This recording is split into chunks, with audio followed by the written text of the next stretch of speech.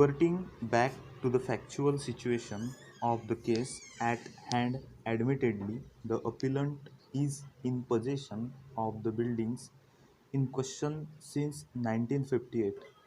They have been permitted to raise huge constructions, and the nature of construction is of wide range.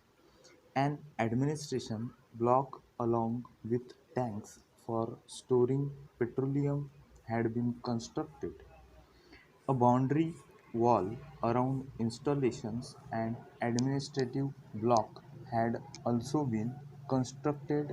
Admittedly, the appellant is in exclusive possession over the lands in question along with construction thereon without any let or hindrance from the administration.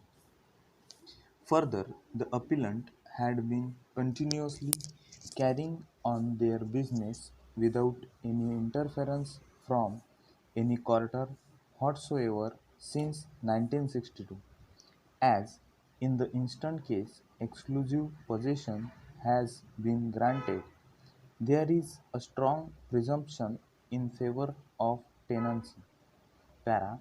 That being the case, it is for the appellant to show that despite the right to possess the demised premises exclusive, a right or interest in the property has not been created.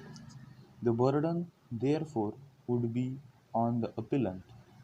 The aforesaid burden is not discharged in the present case, rather for the purposes resisting its eviction from the suit land in the proceeding initiated under the Public Premises Unauthorized Occupants Eviction Act.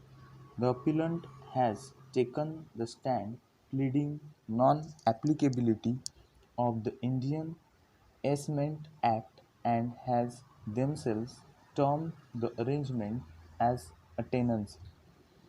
The said factor is also a vital factor as on the own showing of the appellant, the arrangement was nothing but a lease.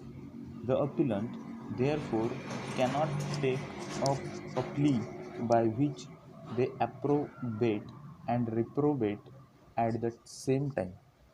We may also notice the undisputed fact that in the present case the parties have agreed that for the purpose of determination of the agreement 3 calendar months notice had to be given.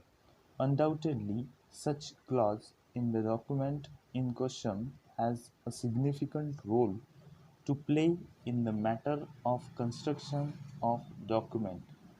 Clearly, if the parties to the agreement intended that by reason of such agreement merely a license would be created, such a term could not have been inserted. It is well settled legal position that a license can be revoked at any time at the pleasure of the licensor. Even otherwise, unless the parties to the agreement had an intention to enter into a deed of lease, the administration would not have agreed to demise the premises on payment of rent in lieu of grant of exclusive possession of the demised land and further stipulated service of 3 months notice calling upon either party to terminate the agreement. In view of the same, the argument advanced by the learned counsel of the appellant that a stipulation having been made in the agreement itself that by reasons thereof the appellant shall not be a tenant and thus the deed must be construed to be a license cannot be accepted in our considered view.